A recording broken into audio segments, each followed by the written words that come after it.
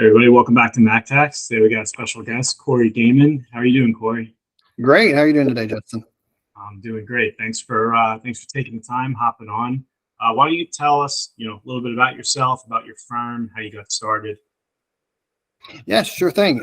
So I kind of always wanted to be an accountant, kind of went down that path right after high school and ended up at a small firm after college. Um, got my teeth cut there for about 7 years and decided to go out on my own. Started with no clients, moved back to my small hometown and just got to work. So it's good to have a built-in network once I tried to start getting started. And grew from there. So we grew through natural growth, acquisitions. We planted new offices, and now we're up to 7 offices around Southwest Missouri. That's awesome. And so you quit before you had any clients. You just said, That's correct. Wow. Part of the key there was moving back home with our family close. So we knew we weren't going to go hungry, but yeah, had to get to work quick. Nice. That's awesome. And then how'd you get your first client? I've noticed a big difference when I work in small towns versus metropolitan areas, and now we have offices in both. And I started out in Springfield, Missouri, which is a bigger small town, I like to say, 150,000 or so. So it acts that way. You get used to just telling people about yourself, walking into businesses, and it almost feels like cold calls, but you try to grow a relationship with them. You try to tell them who you are, what you're doing. Fortunately, I moved to an area that really needed it, and so they were happy to see me. That's awesome. Yeah, I remember when I started, I was going like door to door, and it feels a little weird at first, but you get a lot of people who do value it and who are looking for an accountant. Ultimately, I feel like we're always selling trust, so they want to be able to trust and like the person. Right. And there's always an opportunity. Someone either doesn't have an accountant or someone's not happy with their accountant. So there's definitely always opportunity in this business. I know we were chatting a little bit, before we got on about the, running a firm. It's got to be hard finding people. I'm not sure if it's even harder in your area or if it's easier in your area compared to metropolitan areas. I'm in New York, Long Island. So, cost of living is a little bit higher, but, I don't know if you read the Wall Street Journal. They've had 3 or 4 articles recently about the shortage of accountants, how no one wants to be an accountant anymore, which I find surprising. Not surprising in the sense that I know a lot of people even go into accounting and they don't like the work. I'm wondering why they even went down this road, but I find the field, the work, if you like the work, it's very rewarding. You get to help people in an area where they don't understand, taxes, accounting rules. So to me, it's surprising to see that. What are your thoughts on that? Right. And you're right. It can be a scary world for businesses in particular. It's almost like a foreign language to them on what we're doing and why we're doing it. So I even recognized that back in college. I mean, accounting 102, you would see about half the class drop out after the first semester. It just wasn't for them, and they realized it right there. But once we got into it, the one to wean out half the class. Yes, exactly. Once I got into it and realized this makes sense to me, the trick is finding a way to interpret that to someone that it doesn't make sense to. I run into clients consistently that they're very good at their business. They're very good at their craft or their trade, but running the business might escape them, or just understanding that language of the money escapes them. And what we have struggled with, and you're talking about, is just finding people that want to be in this line of work. The hours are long, especially if you do tax returns. It can be very stressful and deadline driven. Lately, there's been a shortage, and you're right. I think you have to have a certain aptitude to do it, a certain desire to put in that type of work. But I also find it very rewarding, like you say. We're helping a business succeed. I mean, our motto here is our vision is your success, and we want our clients to succeed. We want their businesses to thrive. And honestly, I try to take care of my people as best we can. We see that changing environment, less people coming into the industry. We're trying to balance the work life much better than we ever did in the past, and then that our industry has ever done, because burnout that's the #1 killer in this industry. Yeah, no, it definitely is. And I like what you said about, I always say that I feel like accounting is the code to understanding a business. You understand the financials, you understand the tax impact of a transaction. And it may sound silly to us, but somebody who makes 100 grand may say, "Oh, I'll go buy this piece of land." Oh, well, that's not a write-off for you. So you're paying taxes that, you don't have anymore. So being able to explain these types of things to clients and, educate them to make better decisions for their business while still reaching their goals. It definitely is tough with the shortage of people. Do you feel like as you've grown, another thing we're talking about, you've had a lot of, success, you've grown a lot. Do you find as you've grown more, it's helped you be able to attract more talent, or has like the market been kind of offsetting that growth as well? The market's been difficult to find CPAs specifically. I find that there are many people that want to become a bookkeeper. The flexibility of hours of becoming a bookkeeper or a payroll specialist or even a tax preparer that's not a CPA, that's maybe even become easier for someone to accomplish because they can train themselves online. They can even work with clients online and remotely. You got a very talented pool of people that want to or need to stay home for work, and they're able to do this job from home. CPAs in particular seems to be where the shortage is, and where I'm concerned that, what's the next stage? I think since for the last 20 years, I'm sure the Wall Street Journal alluded to it, for the last 20 years, every year, fewer CPAs have come out across the country. And so we're learning to adapt our services to our clients better and to our potential personnel. So one thing you and I talked about is just that ability to work from home.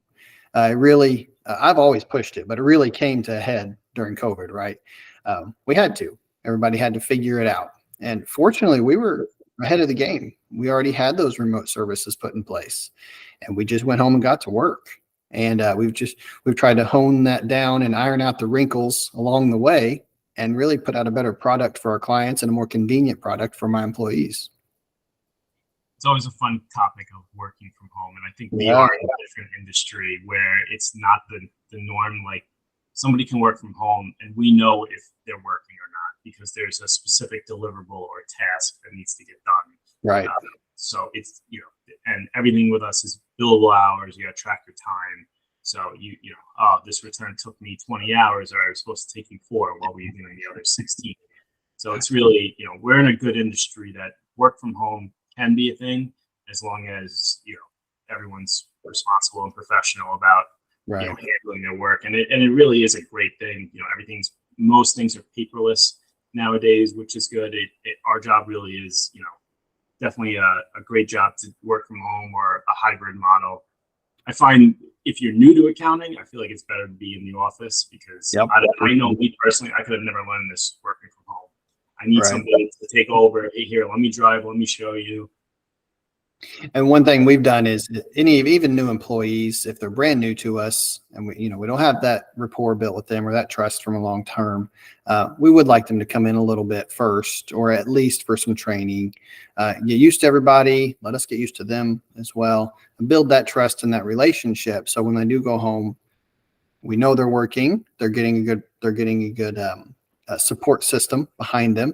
And what we try to promote them to do is call in and talk to someone and don't spin your wheels too long. Let's learn as you go along here. Yeah, I feel the same way because, you got to learn by doing. I feel like it's right. You're never going to, fully grasp tax returns until you're in the software struggling and, working through it. What is your thought too on the fact that, less people going into accounting because of pay. They say, oh, why would I go into accounting and make, if you're in the New York area, 80 when I could go make 180 as a finance person. Do you see, wages continue to tick higher now in the accounting industry? I mean, I feel like I've seen it go up at the bigger firms, which is going to have a, effect on all firms. And, doesn't take a genius to realize how this goes. If wages are going up and, firms got to pay more, that means they got to charge their clients more. So I think right? Do you think fees are going to continue to go up for businesses and individuals as the years go on to kind of, meet that demand and, and pull in more CPAs to the field for people in college thinking about this? So one thing I've recognized over the past few years, for sure, fees have gone up. Big CPA firms, small firms, and non-CPA firms as well. So tax preparation agencies, including, H&R Block, Jackson Hewitt, those fees have all gone up over the past couple of years. So just that service, the way our IRS and government system is set up, it requires a specialist unless you just have one W-2. They've attempted to automate, and it's been difficult, and fees are just continuing to go up. What I see on the bookkeeping side and payroll side is that it seems like the employees coming out hit a fervor there for a while. And I feel like we finally hit a peak and things are kind of back to stabilized. On the CPA side, like I was alluding to earlier, it almost seems like we're continuing to be lower supply and demand is not going away. If anything, it's increasing. So for CPAs particularly, wages are continuing to raise. And I think you're right, at the big firms that will continue fees going up. It'll continue clients of those firms considering if they really want to pay that much or if they want to shift. It's just an ever evolving system right now. And lately I've noticed a big divergence in, do you need to be a CPA firm or not? The big CPA firms that do audits and do test services, yeah, they have to. Many smaller firms, I am a CPA firm, but many smaller ones that are emerging, they're more business consulting, and they're not a CPA firm, even though they hire CPAs. And it seems to be a divergence in the market right there. Yeah, I think so as well. And I find there's especially less doing the test service. So depending on your state requirements, you may not even need to be a CPA firm. But I do find the CPA, the certification, the license always does help comfort people. Right. I've had people ask, let me see, in the world of scams, everyone's like, let me see your license number. Like they want to actually verify that you are who you say you are, and they like that, level of comfort. Right. And I believe that individual license will always have value, and I think that won't go away. I'm concerned or curious what plays out with the actual firm license itself and the divergence there. Like I do, peer review came into place 20 years ago and really wreaked havoc on smaller firms. And many of us got out of audit, out of review services, out of all the attest. And so at some point, are you starting to consider, do we even need this license? I wonder if that'll make them change the threshold, because we're starting to see them loosen the CPA testing threshold to get more people to take it. Right. 18 months to 24 months. I wonder if they'll change peer review, because if less people are doing audit, that means it's just the big firms and the fees are going to be they'll definitely go up. Yeah, absolutely.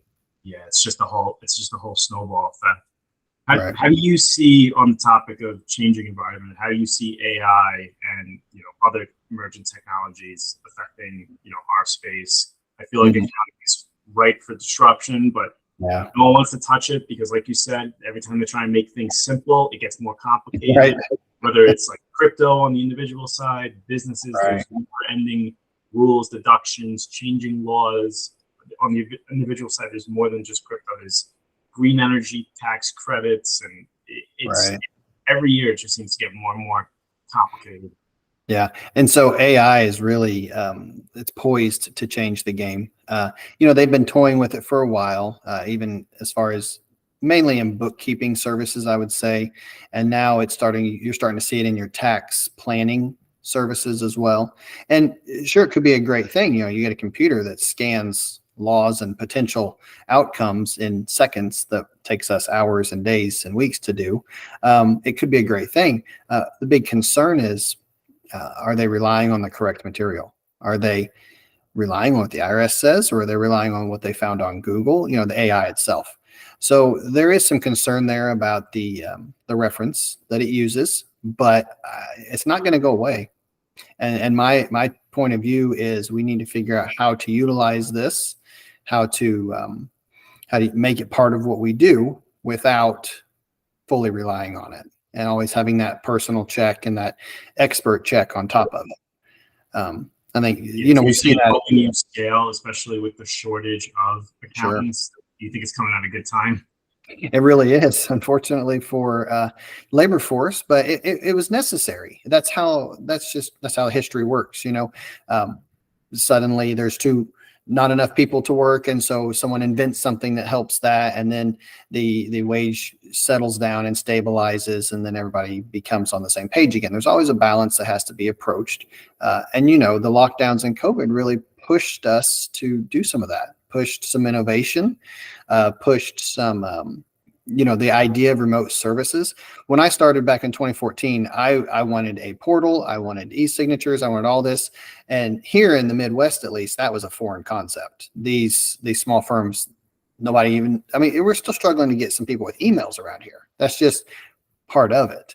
But I was always pushing for that. And then COVID hit, and boom, everybody had to catch up to me. And that was really cool to be prepared for it.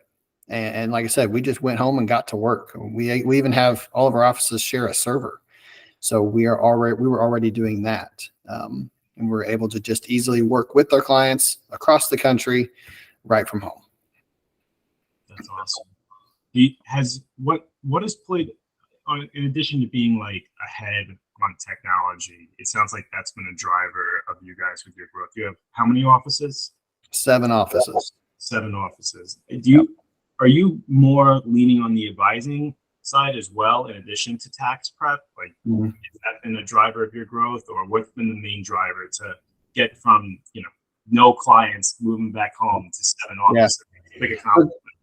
I would say the base is that tax prep, and then bookkeeping to accompany that, and some payroll service, as much as, don't necessarily want to do payroll service, but it's okay. It's part of what we offer for our clients. And our next evolution is getting more into the strategy and potentially even some fractional CFO as we, really had to nail down the base. And now that I've got a good base of employees that can handle that work for me, we're moving forward to more expertise, even some specialized expertise. My recent acquisition is in Tulsa, Oklahoma, and he was a oil and gas specialist.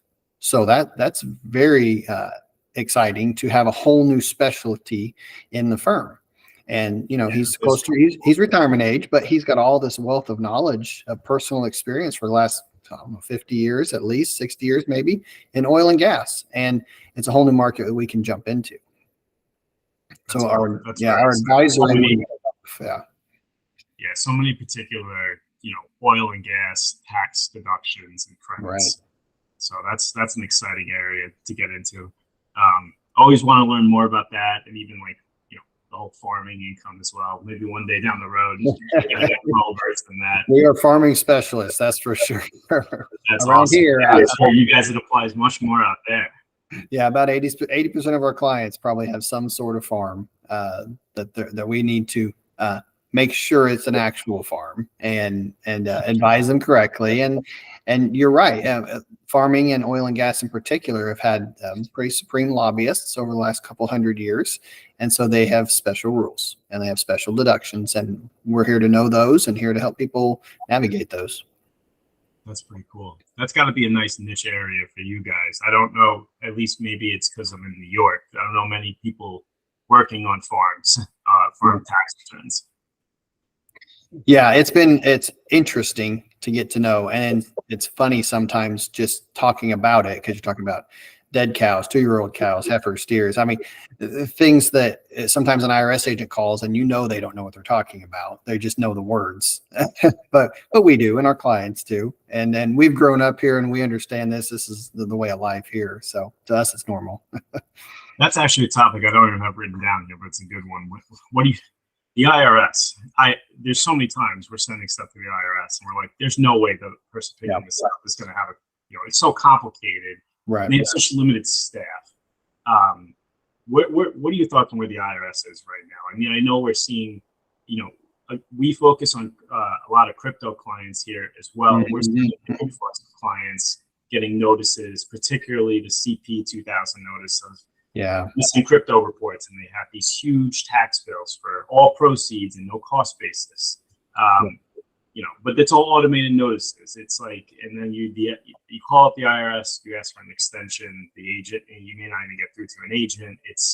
And it could be months. It could be months. You send a response in, could be a year, and then the automatic system shoots out another notice or a delinquency. And when you mail the response months ago, you got to keep calling and getting an extension.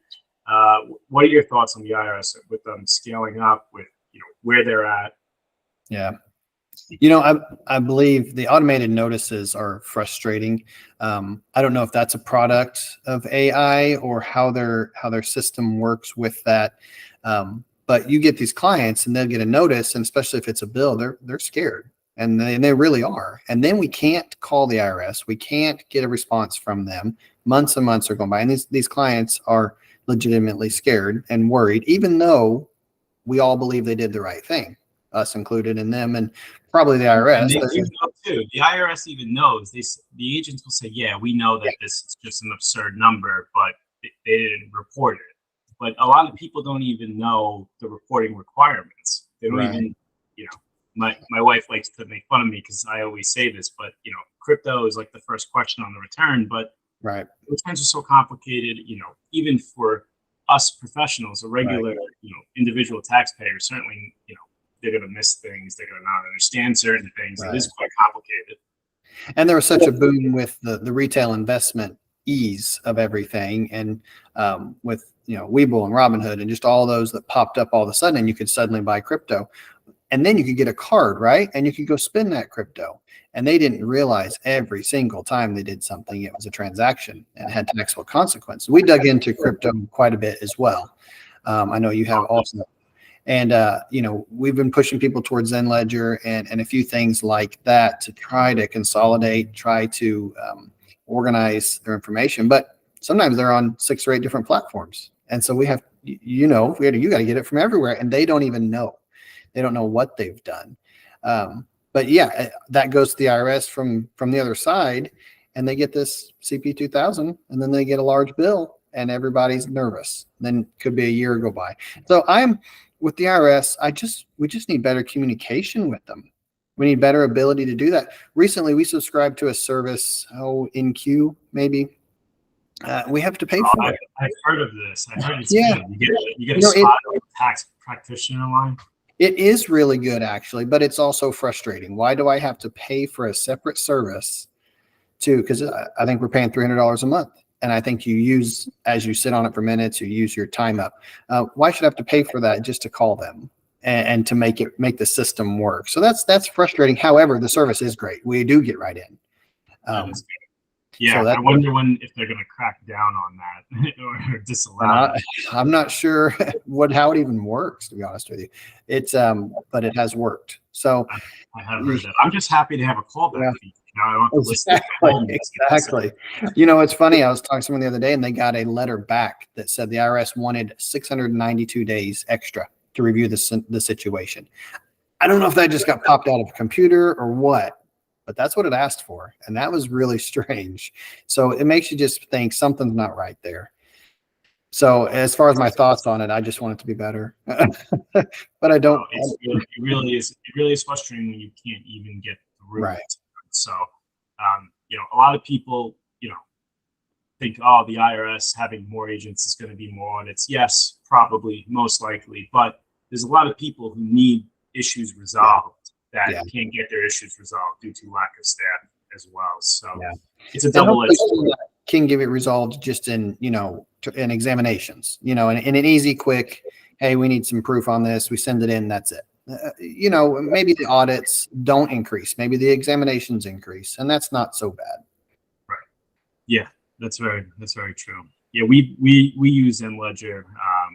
We're a tax pro through them, so it's been a good relationship with them, and but it is a struggle getting everyone to get their transactions into the software. It's time consuming. There's a lot of transactions, and like you said, people don't realize every time they transact or they receive crypto as payment or use crypto as a payment, all taxable events, and especially if you're a business, you got to get that even more integrated with your QuickBooks.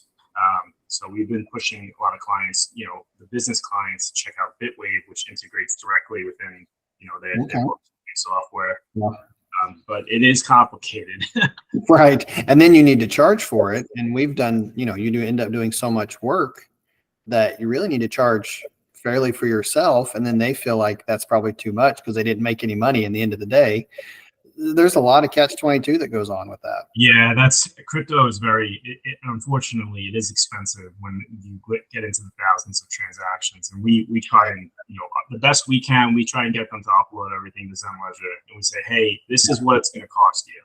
Just telling you up front. And they say, oh, well, I didn't make that much. Well, it's not about making it. It's just about how much time it is to report it to the IRS correctly. There's nothing to do with, gains or losses. Right. And, maybe should have called and discussed with us before you got into it. That's what we always want. We want them to call us first before they make big decisions like that. Yeah. Ain't that the truth? But these are all good points. How do you stay organized with 7 offices and managing a team? How many employees you guys got working for you? How has that been growing you as the operator, managing a team? Mm-hmm. Delegated some of that? You still find yourself in the weeds on a lot of things. Right. How has your role changed? I've been fortunate to find several good leaders, and I have leaders at each office at this point. And then we have a really good mix of ages, of experience levels at each office and across the board.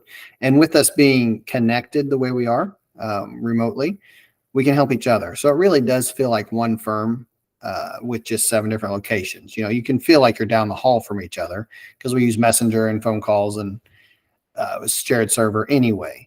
So it's not that different than if we're all in the same building on different floors.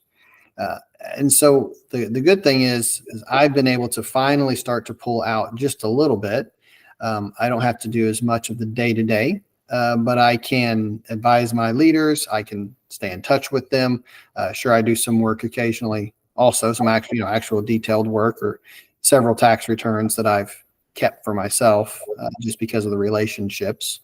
But it's been fun growing that. It has taken some time because you have to have the right people. And what I've learned is we have about 45 people at this point.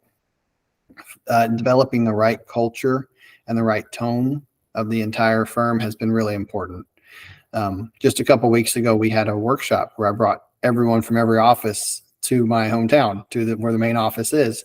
And that was a lot of fun. We got to see each other, talk to each other, and also got to kind of set a tone for how I want this firm to go. And I view that as my role now, the one that stays connected with everybody, but I'm not really managing them or directing them anymore. They're allowed and empowered to do that on their own. That's awesome. I mean, you say it's taken some time, 9 years, having the Mac Tax here in full-time business, 2 years, 9 years seems pretty quick from my perspective. So we've acquired, I think I've acquired 6 at this point. 2 of those were just, one, just the owner, no staff, but every time staff has come on, and that's been sometimes challenging, but always rewarding when I can get that staff member to come in, to buy in, to become part of our team, our family, our group, whatever we want to call it. We do use those terms. And it's been an enjoyable experience to envelop people in, have them learn our culture and be part of it, and see them succeed and move forward with a kind of a new light, because they did see their predecessor or their previous boss starting to retire and starting to slow down. Well, we bring them in and we speed them up and we go faster, and we accept new clients now instead of rejecting them. And it's cool to see the motivation that many of those employees start to have again. That's really cool. I like that. Yeah. Do you and I know that it must be challenging. I mean, even just getting everyone on the same tax software. Mm-hmm. Oh, we use this one. Oh, now you gotta use this one. Yes. It's gotta be a fun transition, but right. Definitely seems rewarding, and glad to hear that. That's it well. Is, and I will point out, it doesn't always work out. Sometimes employees, it just wasn't a good fit. We've had to let some go, or they have decided to leave, and that's just how it works out. So it's not all sunshine and rainbows at all. It's hard work. and it's occasionally tough, and tough decisions have to be made. But you're right, just all the way down to the tax program. Sometimes that's a big struggle. I've tried see to that being almost harder than the culture at some point. Yeah. My first acquisition, I wasn't really happy with mine, and it was just me at that point. And I actually changed to his tax program because I liked it better.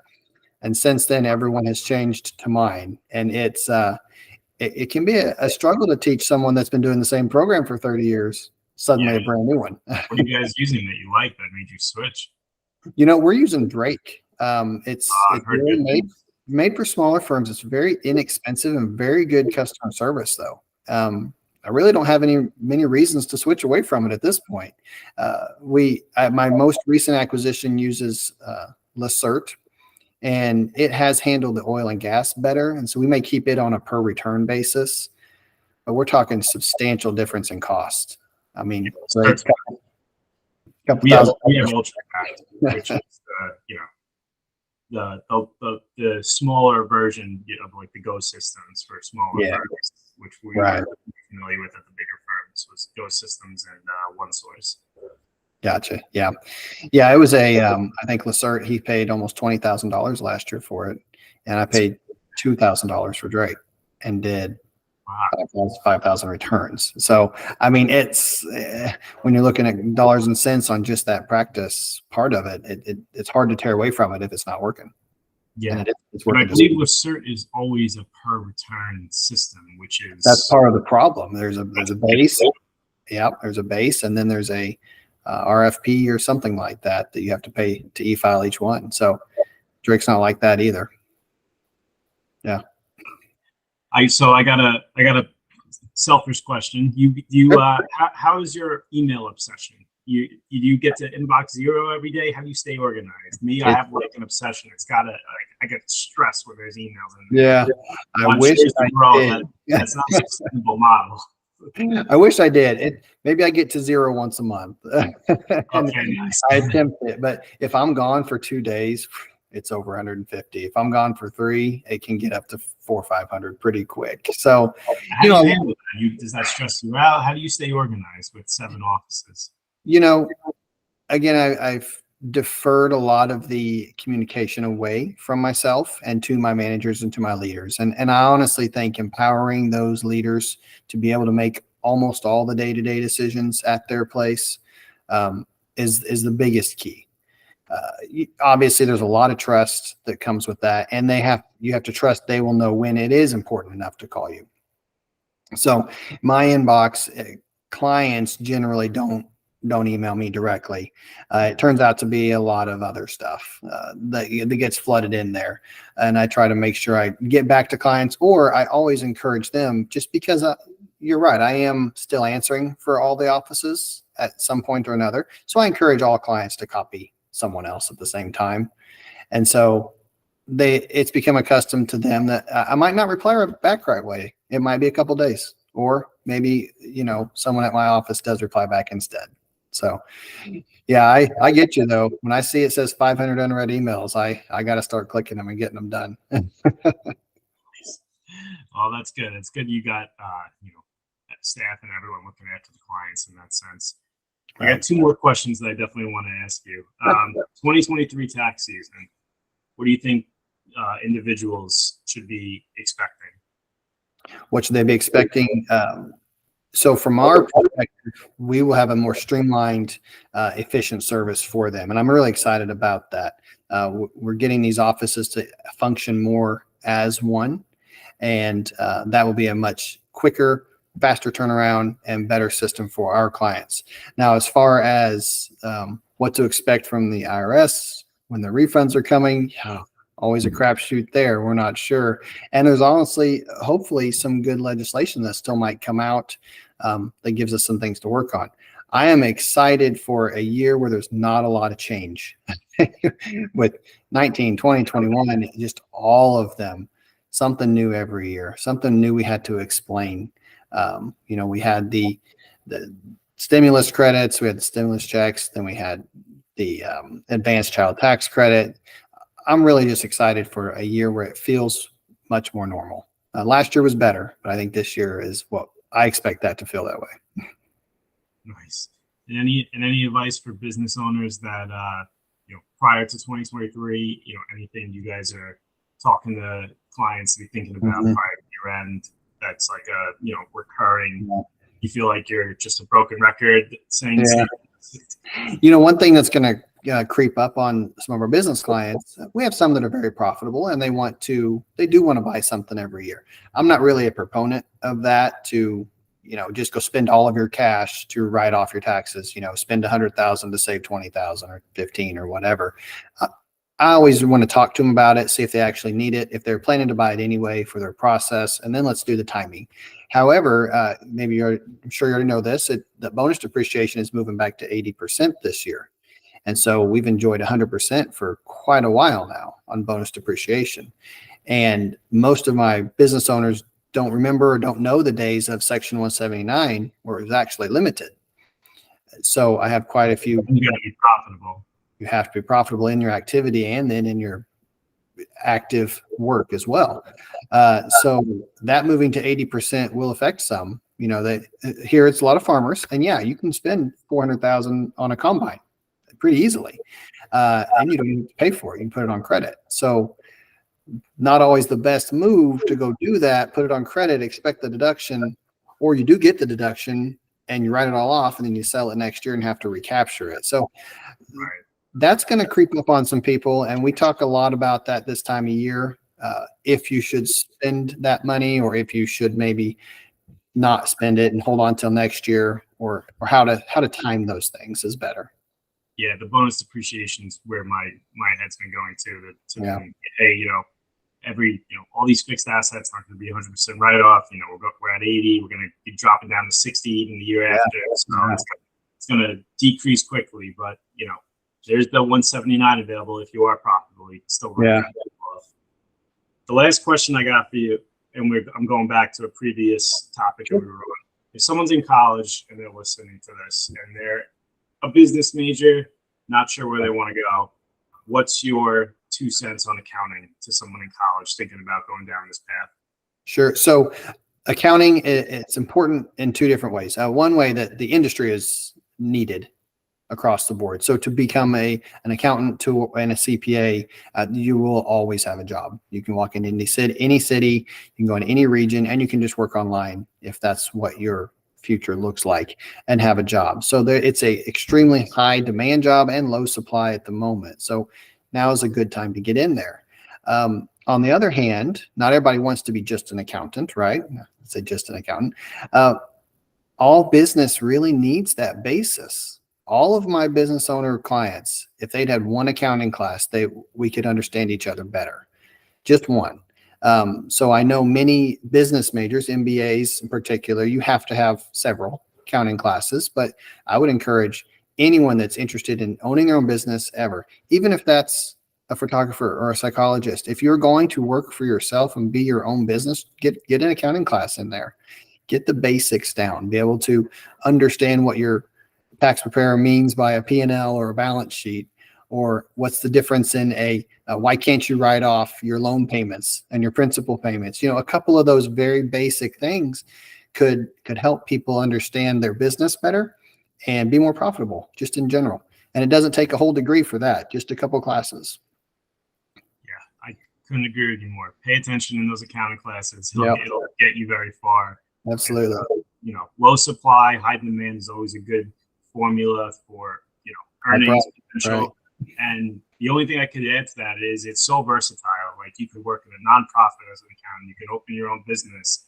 Right. You could be just a tax preparer in a big firm and move your way up and do great things. Be an auditor, work as a financial accountant for a big public company. You can get great stock options. Right. There's so many possible paths in this field, which is every entity needs it. Business, for-profit, nonprofit, governmental, every single entity, legal entity needs it somewhere or another. And even just yourself needs it. If you're going to be an investor, you need to understand it there. You need to understand it for your family. Yeah. And they'll find out the hard way of what it was. Right. Well, Cory, this has been great. Thanks for taking the time.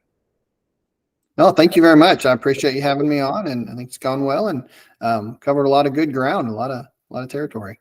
Yeah, maybe we'll have to do it again soon. I appreciate it. Hey, thanks, Justin. You got it.